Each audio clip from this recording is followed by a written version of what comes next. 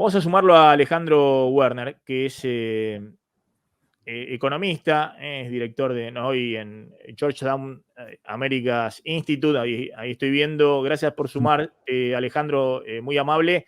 Y fue director del hemisferio occidental del FMI. Bueno, justamente en el programa con el gobierno de Mauricio Macri. Es muy conocido además porque acaba de publicar un libro junto al colega Martín Canenguíser. Creo que se llama un poco Desde el Fondo, ¿no? Dando una visión de los dos lados, digamos, de todo lo que pasó con el préstamo al gobierno de Macri. Y además se ha hecho famoso porque el actual ministro de Economía, Luis Caputo, lo mencionó hace poco en un tuit, en un cruce fuerte, porque acá en la Argentina quedó la impresión de que a Caputo lo habían echado en septiembre del 2018 del gobierno de Mauricio Macri como director del Banco Central o presidente del Banco Central. Lo habían echado a instancias del FMI y todos miraban al FMI y decían, bueno, el hombre fuerte del FMI para Argentina en ese caso era Alejandro Werner, entonces lo debe haber echado Werner. ¿Fue así? ¿Qué tal, Maxi? Sí, el libro se llama Argentina en el Fondo y obviamente hay un capítulo donde describimos las interacciones que tuvimos con Luis Caputo cuando Luis era presidente del Banco Central. Y sí, o sea, la verdad, como él también dice, ¿no? A él le tocó llegar a implementar un plan que él no había negociado. En el libro comentamos, obviamente fue un gran error también del presidente Macri poner a alguien que no cree en lo que se negoció a implementarlo, y tal vez también un error de no solicitar un par de semanas más para renegociar el programa. Entonces, dada su falta de comodidad con el programa, él quiso hacer otra cosa, que era básicamente, más bien que el ancla fuese cambiaria en lugar de un ancla monetaria, y ahí tuvimos muchos problemas, y más bien el tema, y también había mucha disfuncionalidad del equipo económico argentino. Yo te diría que la solicitud del fondo al presidente Macri cuando se hizo una revisión muy importante del programa, no sé si te acuerdas que se aumentó el monto total del programa y se aumentó el desembolso para los primeros 6 meses, es que hubiese un equipo mucho más homogéneo y un equipo donde la visión sea compartida tanto en el Ministerio de Economía como en el Banco Central. Y de ahí ya en el lado argentino se decidió la salida de Luis Caputo y la entrada de Guido Santleris. Ahora suena, por lo que te oía y estoy leyendo en los diarios, que el programa se parece bastante a ese programa del fondo, ¿no? Con 0 déficit primario y 0 emisión monetaria. Es decir, un ancla en lo fiscal y liberar precios y tipo de cambio. Bueno, en esa época obviamente había un tipo de cambio libre, entonces el tipo era totalmente flexible, no había cepo, pero en lo fiscal... Pero el Banco Central intervenía vendiendo dólares en ese mercado. Exacto, en lo fiscal se buscó en ese fortalecimiento del programa ir al 0 déficit primario y también 0 emisión, ¿te acuerdas? 0 crecimiento de la base, y se permitía la intervención cambiaria dentro de unas bandas más o menos amplias. Hoy obviamente la diferencia es en la parte cambiaria, como tú mencionas, y coincido contigo. Yo creo que lo más importante es que busquen el tipo de cambio comercial, el tipo de cambio oficial más depreciado posible. Yo creo que los temas de la deuda indexada al dólar, sobre todo algunas de ellas, tienen que no reestructurarse desde el punto de vista financiero, pero sí entender el origen de estas deudas, en la medida que algunas de estas deudas hayan otorgado un precio que estaba sustancialmente por abajo del mercado, sobre todo en las últimas semanas. Entender el origen de ese descuento y probablemente reestructurarlas, porque probablemente se regaló un seguro cambiario importante. En la parte de las importaciones que se realizaron en los últimos meses, y tal vez con un compromiso verbal de que el Banco Central les iba a vender dólares más baratos, yo creo que esos importadores van a tener y deberían de tener que comprar los dólares para repagar esas deudas al tipo de cambio más débil que el Banco Central pueda poner, desde la perspectiva de un diseño óptimo del programa, no pensando en estos importadores que decidieron importar porque creyeron que era buen negocio, tal vez pusieron sobre aumentos en sus precios, o hicieron algún compromiso con un gobierno que hoy se va, pero imagino que no hay nada escrito. Entonces, yo no fijaría mi política monetaria pensando en esos importadores. Sí, como tú dices, hay un tema de endeudamiento, ¿no? Que al final del día, mientras más alta sea la depreciación, la deuda dolarizada va a aumentar la carga del endeudamiento. Pero eso, si el ancla fiscal funciona, yo creo que se puede aguantar. Todo programa de estabilización en medio de una crisis de balance de pagos también empieza con un tipo de cambio sustancialmente débil, como el que tú mencionabas, ¿no? Que es comparable al que se tuvo saliendo de la convertibilidad. La convertibilidad, pero claro, el problema es la nominalidad que tiene esta economía, Sí. ¿no? En aquel entonces salió de la convertibilidad cuando no había mecanismos de indexación activados durante toda una década. Bueno, el dólar subió 300% en el pico, se multiplicó por 4, y la inflación en 2002 fue 40%, ¿no? Hoy partimos de una base de una inflación de 180, 190%. La pregunta es, yo decía, bueno, no sé exactamente las medidas en concreto, pero sí el mensaje. El mensaje es, no queremos salir de esto. El ancla va a ser fiscal, cero emisión, no queremos salir de esto con un dólar que nos quede corto, como le pasó a la devaluación de Macri, y mucho menos viendo la dinámica de precios, ¿no? Que vos pones un dólar y si la inflación voló 20%, 30% en un mes, rápidamente. Ahí ¿cómo se imaginan, digamos, la dinámica? Porque yo decía, tienen el problema de la deuda. Ahora, bueno, si vos pones el dólar a 8.50, el dólar de importación y de exportación a 800, bueno, rápidamente va a haber una dinámica inflacionaria muy fuerte. Por ejemplo, los combustibles tendrían que ir a ese valor, porque están a dólar oficial. Tendrían que ir del 3.50 actual, 3.80, a 800. Y así un montón de precios que todavía están al dólar oficial. Y eso implica, bueno, una inflación cercana a una hiper estos meses, ¿no? Sí, tienes razón, como el juego del ajuste de precios relativos te puede desencadenar un desanclaje gigantesco de las expectativas, ¿no? Y ahí la apuesta es obviamente con el tema fiscal contener esta revisión.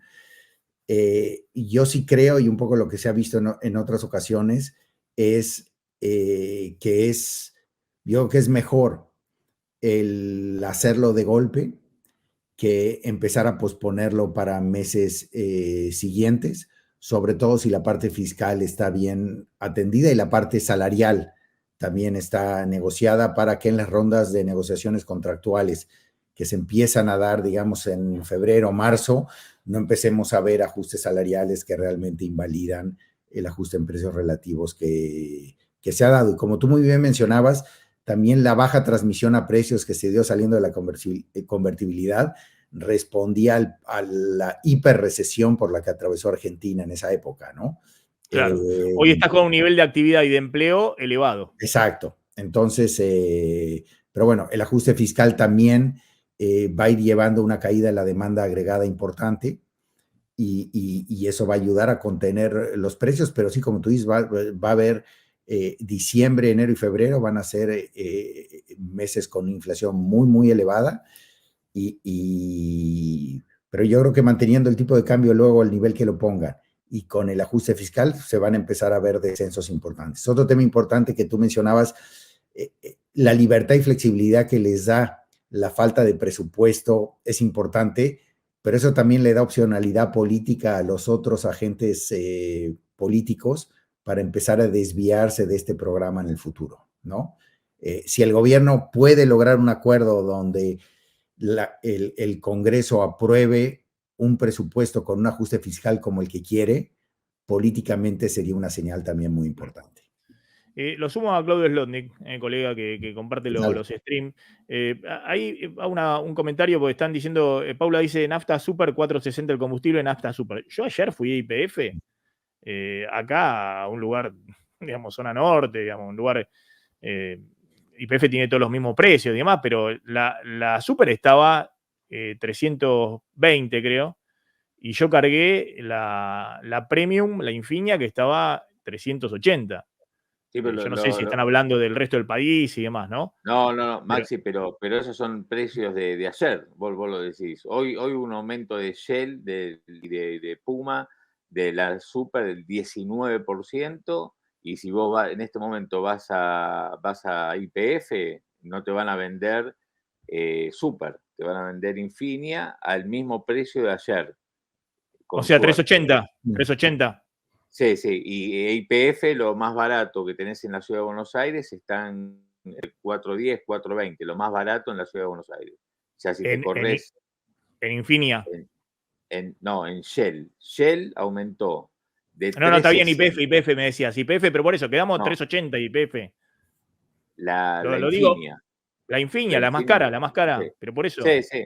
Ahí Pues me todavía dicen no la hubo nafta aumento en super YPF. 460. Bueno, hay algunas que empezaron a subir, pero digo, ¿desde qué Sí, partimos? ¿Cuál tiene que ser el aumento? Y bueno, el aumento, sí, si subís el tipo de cambio 100%, el aumento del combustible tiene que ser en las próximas 2 semanas 100%. Estamos hablando de un sinceramiento muy fuerte de precio, muy fuerte de precio, ¿no? Porque algunos dicen, la nafta está a 600. Bueno, díganme, cargué ayer. Digamos, YPF es el 50% del mercado. Es la principal petrolera acá en la Argentina. sí. Eh, Pero igual, eh, igual hoy, ya te digo, en claro, YPF tenés que hacer cola y te van a vender solamente Infinia. Y en la ciudad de Buenos Aires está lo que vos, ya no sé, está el precio que estaba, 380, 400 la 380 la Infinia. Infinia. Bueno, por eso. La Ese, más cara ese, a 380, digamos. eso. Pero por eso, lo que digo es, esa es la base. Obviamente, algunos ven que ya se está moviendo hoy 19% en un día. Bueno, todo esto va a implicar, a mí me sorprende, porque en el equipo a mí le dicen, sí, la inflación en diciembre puede ser 30% de inflación. Obviamente todo esto, la idea es que se carga en la cuenta de una inflación reprimida, en la cuenta del gobierno que se va. Pero bueno, el impacto va a ser fuerte porque después hay que ver, los salarios vienen muy atrasados también, muy atrasados. Acá hay precios en la economía que están algunos muy adelantados y otros muy atrasados. ¿Cuál está adelantado? El dólar libre. ¿Cuál es atrasado? El dólar oficial, los combustibles, los salarios. ¿Cómo se juega eso, Alejandro? Porque, bueno, obviamente eso también impacta en el nivel de actividad, en el consumo y en el humor social los próximos 2 o 3 meses. No, digo, tienes toda la razón. Yo creo que políticamente, o sea, por un lado, desde afuera, yo creo que se está viendo con una expectativa muy importante el convencimiento del presidente Milei en atacar, digamos, la raíz de los problemas por los que enfrenta la economía argentina, ¿no? Como tú lo decías, la parte fiscal, la parte monetaria y también la parte estructural, ¿no? Con aperturas muy importantes, privatizaciones, etcétera. Y luego la gran pregunta es, políticamente y socialmente, si aguantan este primer semestre del año, que va a ser tremendamente difícil. O sea, por ejemplo, si uno ve el caso de la estabilización con un tipo de cambio flexible en México en el año 95, la inflación, como tú dices, los primeros 3 meses fue brutal, con una depreciación del tipo de cambio también del 100%. Una recesión en los primeros trimestres de ese año muy importantes, y en ese caso, que también venía apoyada por la entrada en vigor del Tratado de Libre Comercio, la economía empezó a crecer ya en el tercer trimestre del año. Digamos que ese patrón en algunos programas de estabilización, que después de 2 o 3 trimestres se empiece a ver crecimiento, es importante, pero para eso, como tú dices, el nivel de control y de consenso político se tiene que mantener, ¿no? Pero Alejandro, ahí me meto un segundo. Usted decía, en aquel México del 95 fue clave el acuerdo con Estados Unidos. Estados Unidos, digamos, aportó dinero, dólares. Y en el caso de Argentina, digamos, ¿cómo se logra esa estabilidad? ¿El fondo podría ser el estabilizador, el aportante de dólares? Digo, hoy no se ve, pero le pregunto. No, mira, yo tenía, en el caso de México, también la crisis argentina se viene dando en cámara lenta desde el 2018.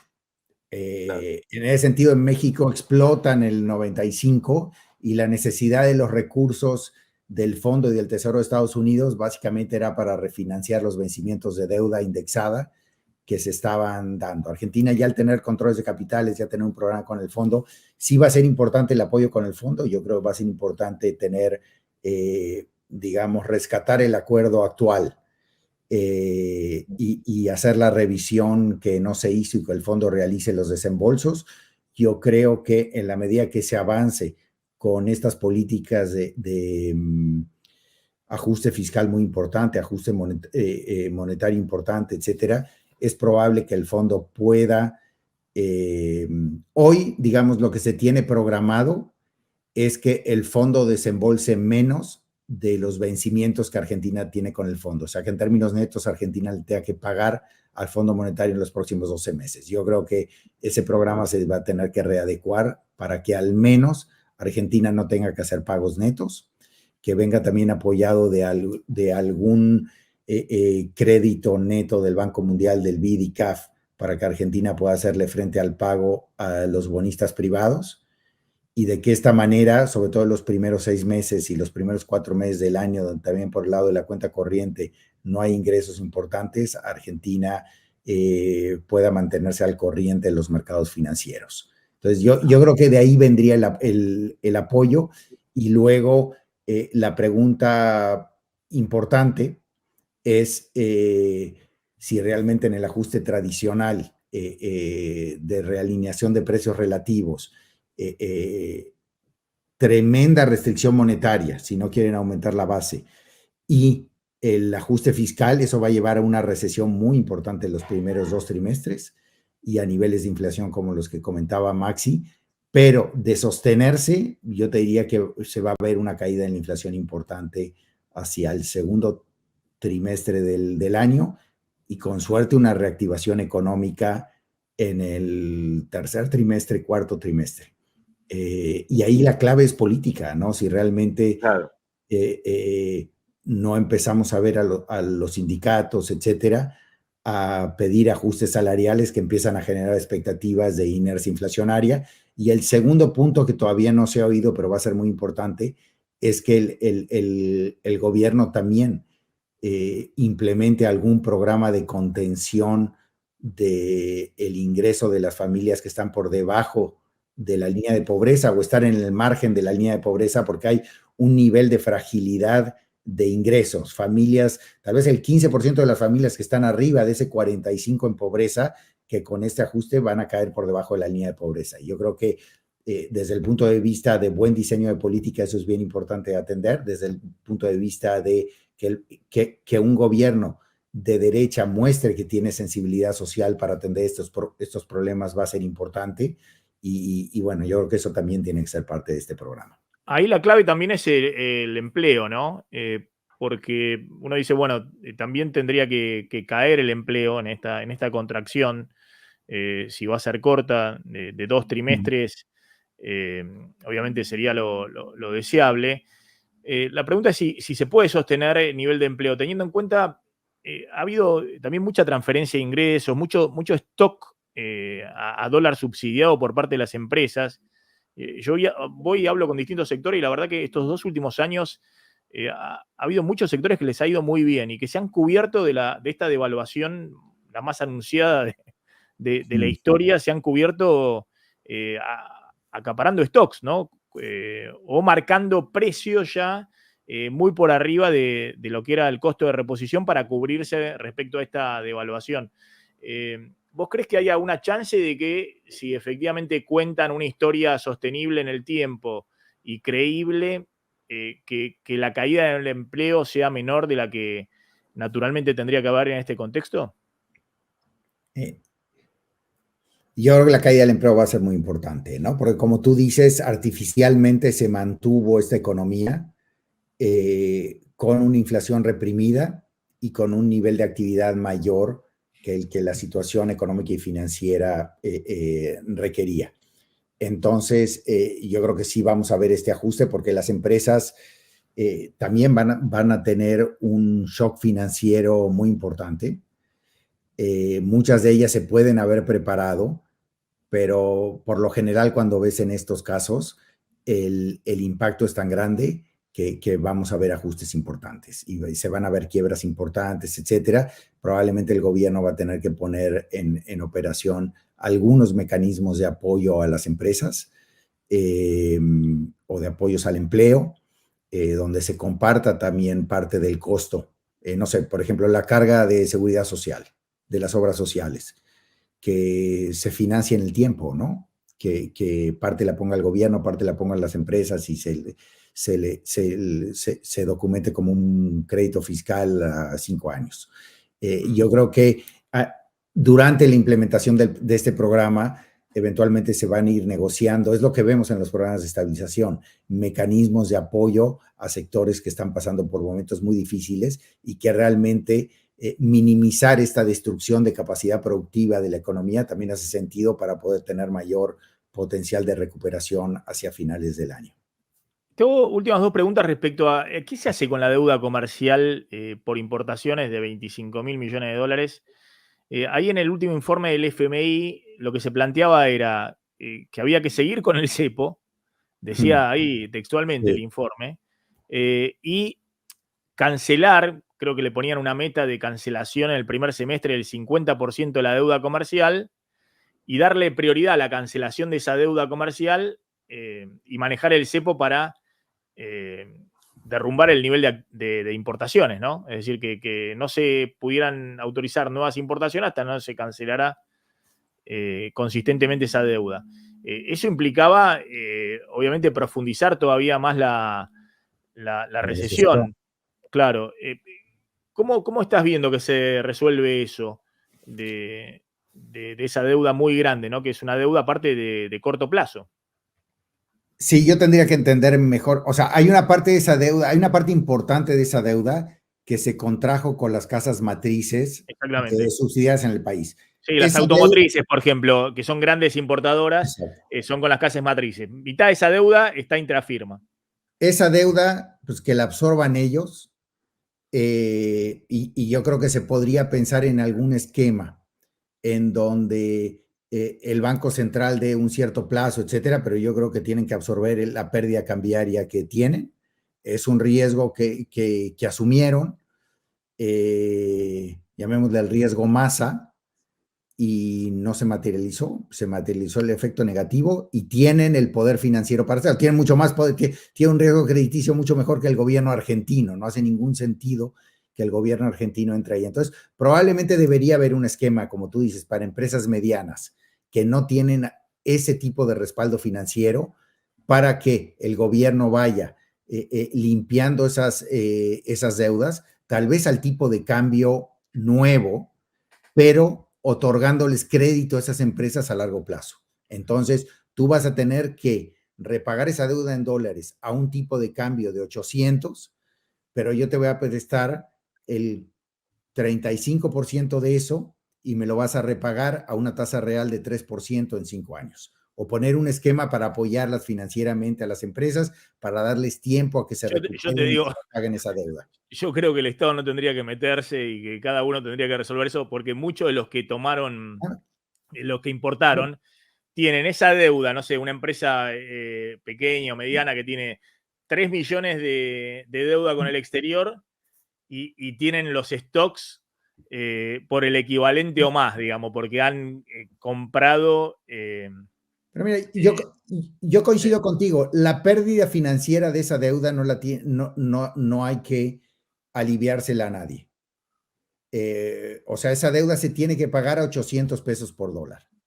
Ahora, si tú pones un esquema crediticio para ayudar a algunas empresas a poder hacerle frente a eso, y el esquema crediticio tiene un precio de acceso bien calibrado, solo te lo van a venir a pedir aquellas firmas que realmente lo necesiten.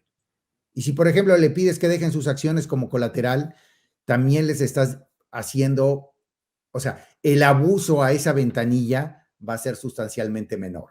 Entonces, yo en ese sentido, empresas medianas, que tal vez algunas de ellas de veras tengan un problema financiero, podría pensar en algún esquema.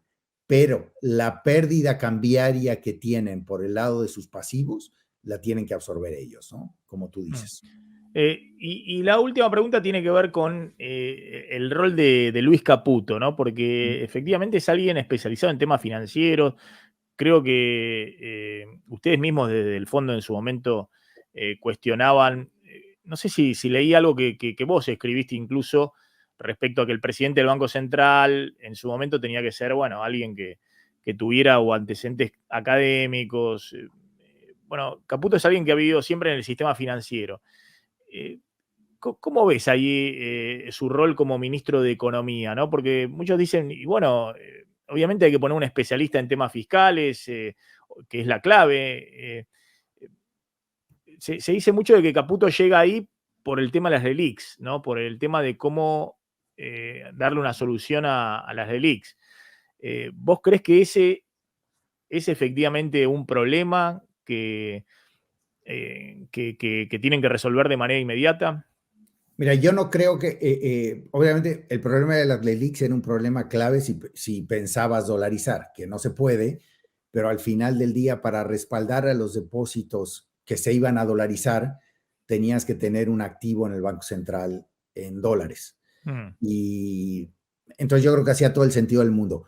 Una vez que no dolarizas, que mantienes el cepo, pues yo creo que una potencial corrida de depósitos, que es poco probable por ya el nivel de transaccionalidad que tienen los depósitos, pero ¿a qué van a responder los depositantes? Yo creo que los depositantes, en términos de correr o no correr, van a responder a la evolución de la macroeconomía y a la evolución de la calle y de la probabilidad de que este programa económico tenga éxito, no a la estructura, a la madurez y a la duración del activo de los bancos. O sea, ponle que tú haces el intercambio de LELIQs por un título de más plazo, por unas LELIQs a 6 meses, y el programa de estabilización no está funcionando. Los depositantes van a correr igual, no van a decir, uy, no hay un refinanciamiento de LELIQs, entonces no hay problema. El Banco Central va a tener que poner una ventanilla de recompra de LELIQs. Entonces, en este esquema, lo importante es que funcione lo macro, no que reestructures lo financiero. Puede haber algunos escenarios de la naturaleza donde lo financiero te pueda generar la fragilidad, pero ya no es tan central. Esa es mi opinión.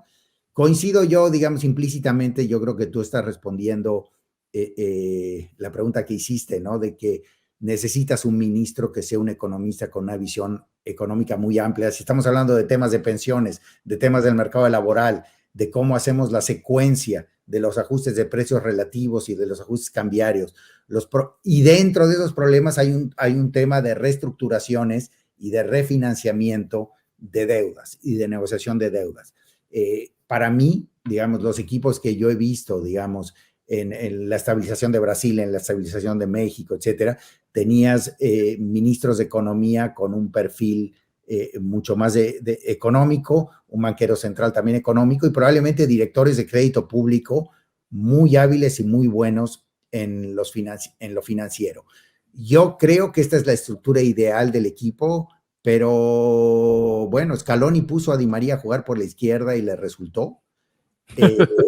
Tal vez esta combinación con un presidente más formado en la parte económica, un ministro más financiero, tal vez resulta, sí, es atípico, digamos, en México, volviendo, que es el tema que mejor conozco, pero en el 95, en la crisis, el presidente era Ernesto Zedillo, era un doctor en economía, ex ministro de presupuesto, el secretario de Hacienda era también un doctor en economía con una carrera en el ministerio y un banquero central muy experimentado, con gente muy buena en la parte de mercados, ¿no? Yo creo que esa es la estructura ideal. Hoy por hoy el banquero central en Brasil es una persona con un perfil, digamos, similar al de Luis. Fue el director de mercados para Santander en América Latina y ha funcionado bien como banquero central. Entonces, yo creo que también puede funcionar. Luis Caputo tiene experiencia, digo, tuvimos los problemas que yo describo en el libro con Martín, pero también tiene la experiencia de haber vivido una crisis financiera y haber sido el responsable del Banco Central en esos momentos, de la negociación con el fondo, etcétera. Entonces, también tiene, digamos, toda una trayectoria en la parte privada y en la parte pública, pues, que lo convierte en una persona que ahora está más preparada para esto. Ojalá funcione, ¿no? Y un presidente muy convencido. O sea, yo creo que también eso, tener un presidente que está convencido de la reducción del gasto público, está convencido de la necesidad de privatizar lo que queda de empresas públicas y de abrir la economía, creo que también es un activo. Y obviamente el gran pasivo de que lo que va a tener es capital político prestado. Pero... Te hago la última respecto al carácter contractivo. ¿Dónde queda la tasa de interés en todo esto? Digamos, cuando devalúan y demás, ¿qué tienen que hacer? ¿Tienen que subir la tasa o bajar la tasa en este contexto? Yo sigo siendo de la idea de que hay que subir la tasa, de que hay que tener la disciplina de tener una tasa real positiva. Un poco el cálculo, o sea, si tú piensa que si las cosas salen bien y la inflación baja más rápido de lo que la gente esperaba, piensa que terminas pagando una tasa de interés real de 20% en promedio del año, o del 15%, y las LELIQ son el 10% del producto, ¿no? Acumulas una mayor deuda de 1,5 puntos del PIB, de 2 puntos del PIB. Desde el punto de vista de sostenibilidad de la deuda, eso te va a requerir un ajuste fiscal mayor en 0,2% por año de primario. O sea, yo creo que si el ancla fiscal funciona,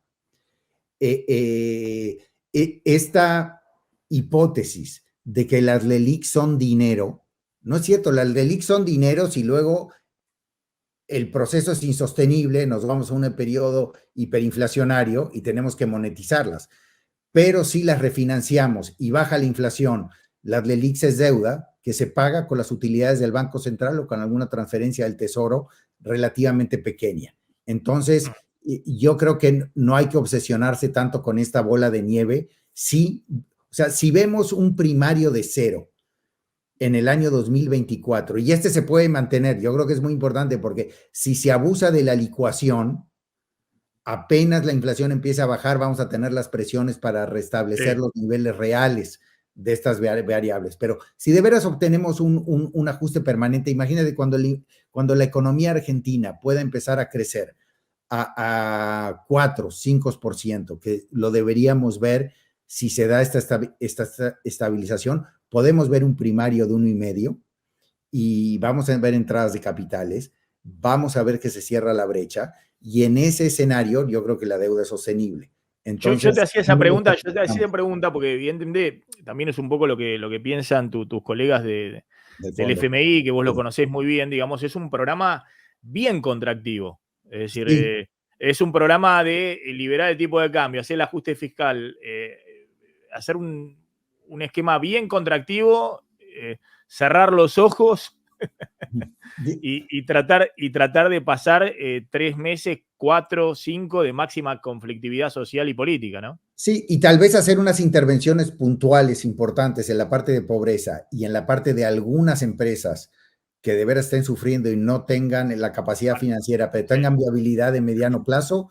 Yo creo que sí, así es como hemos visto los planes de estabilización y dada la falta de credibilidad y el problema estructural de Argentina. Sí, lo que pasa es que los planes de estabilización, también los que hemos visto exitosos en Argentina, han sido programas de shock donde devalúan, sinceran todos los precios, pero después utilizan elementos heterodoxos. Por ejemplo, el plan austral, que bajó en 3 meses la inflación del 25 al 6 y después al 4 y al 2, fue un plan donde también vimos todo esto, el ajuste fiscal, todo el sinceramiento antes del anuncio del plan. Ahora, cuando se anuncia el plan, ahí se hace un congelamiento de dólar, también de algunos precios fundamentales, un acuerdo de precios, un acuerdo de salarios, y se pone la cláusula también del desagio, la desindexación, porque lo mismo, vos dejás de emitir y lo mismo 3, 4 meses vas a tener una inflación altísima, ¿no? La política monetaria no juega en el mes o en los 2 meses o en los 3 meses. Son los rezagos que empiezan a jugar en un proceso mucho más largo. Lo mismo el plan de estabilización de Israel y lo mismo la convertibilidad. La convertibilidad fue un plan donde se sinceró todo en el proceso previo, incluso se hizo un plan Bonex para que sacar los pesos que había en el sistema financiero a 7 días, y después se fijó un tipo de cambio. Por eso, no sé, acá estamos hablando de un plan que igualmente tiene la pata del sinceramiento, pero no está claro cuál es la pata de la desinflación, ¿no? Y si eso va a ser rápido o no. A ver, dos cosas. Yo creo que las tasas de interés reales tienen que ser positivas y al final del día, si no vas a emitir, va a haber tasas de interés reales positivas. O sea, la única manera de no tener tasas de interés reales muy positivas con una inflación anual del 200 y anualizada mucho más alta de los últimos meses, si no incrementas la base monetaria, la contracción monetaria va a ser brutal, las tasas de interés reales van a ser muy altas. Ahora, a tu pregunta, si la tasa de interés es el instrumento para generar la desinflación, no. O sea, al final del día, ahí estoy de acuerdo contigo. Ahora, va a ser importante qué nivel de inflación vas a tener una vez que mensual, digamos, una vez que se termine el sinceramiento. Y ahí, yo creo que sí va a ser importante para acelerar la desinflación, porque si no, no hay gobierno que aguante. Si tú crees que, si tú te estabilizas en una inflación anualizada del 40 o 50 y la vas a querer bajar a 5 en 4 años, con contracción de demanda, vas a tener una recesión que ningún sistema político aguanta. Entonces, yo creo que hay mecanismos de coordinación salarial. No, peor. Acá están haciendo proyecciones consultoras. Por ejemplo, ayer hablamos con Orlando Ferreres, que fue viceministro de Economía en el 89, justo en julio del 89 era viceministro de Economía, se murió el ministro y él quedó al mando de la economía ahí en la transición. Su consultora está proyectando para el 2024 una inflación de 320% anual, ¿no? Obviamente con el proceso de los picos ahora en diciembre, enero, en la primera parte, y después una desinflación, pero muy lenta, digamos. La inflación durante todos los próximos 12 meses no baja nunca de 9-10% mensual. A ver, yo creo que con la recesión que va a haber, si el tipo de cambio se logra mantener en 800, podríamos ver una mayor desinflación, pero de todas maneras, tomemos ese escenario y yo creo que un proceso de coordinación salarial va a ser muy importante. Los procesos de desagio y desindexación contractual tendría que estudiarlo más, digamos, es un tema que yo nunca he hecho en ningún país, es un tema de los 80s, ¿no? Que no hemos visto recientemente en América Latina, pero claramente estoy de acuerdo contigo que con una economía totalmente, donde el sistema financiero se ha desarticulado, donde hay muy poco crédito, etcétera, la tasa de interés y la contracción fiscal no son suficientes para lograr el proceso de desinflación a la velocidad que necesitas para que haya un equilibrio social y político que haga esto sostenible, ¿no? Yo creo que después de esta etapa de 4 meses vamos a tener que ver un programa de estabilización que tiene, y ahí lo importante, porque el plan austral al final no funcionó, que la sofisticación y la creatividad de los mecanismos de desindexación y desagio no nos hagan perder el foco en el ancla fiscal y en el ancla monetaria, que son cruciales, pero si no tienen estos elementos de apoyo, y al final del día, por ejemplo, el caso de México siguió teniendo elementos de coordinación salarial. Sí, pero estoy mencionando planes que el plan austral se anuncia en junio del 85, ya en agosto la inflación había bajado del 25 al 6%, hay un libro muy bueno que cuenta que Machinea y Zurruil se ponen a llorar en el despacho, pues no lo podían creer. Ganan la elección de medio término en octubre del 85, porque el plan había sido expansivo aparte. Es decir, había generado, después del sinceramiento previo, resultados muy fuertes. Lo mismo la convertibilidad fue inicialmente muy expansiva también, ¿no? Y esa es la última pregunta que te quiero hacer. Decimos dólar a 800, bueno, que sería un buen dólar para exportación, para importación. Ahora, ese dólar, después, ¿cómo se determina? Porque al mes siguiente, con 30% de inflación en diciembre, ese dólar en términos reales se te cayó de nuevo a 600. No, Entonces, Sí, tienes razón, luego te tienes que ir a un tipo de crawling peg. ¿De crawling peg? ¿De crawling peg? Yo creo, digo, tienes que encontrar una fórmula de ajuste. O sea, yo lo tienes que dejar fijo por un tiempo y luego tienes que salir con algún tipo de fórmula de ajuste cambiario. Y bueno, yo tampoco soy un experto, leí el libro de Juan Carlos Torre, Sí, pero por el mismo lado te da la impresión que en el gobierno de Alfonsín, del lado político no había un convencimiento no había apoyo del y ancla después fiscal, claro, se ¿no? desarmó.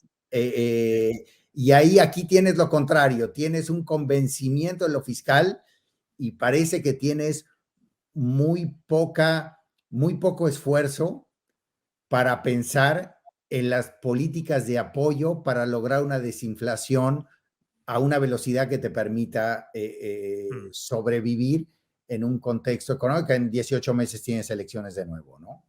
Sí.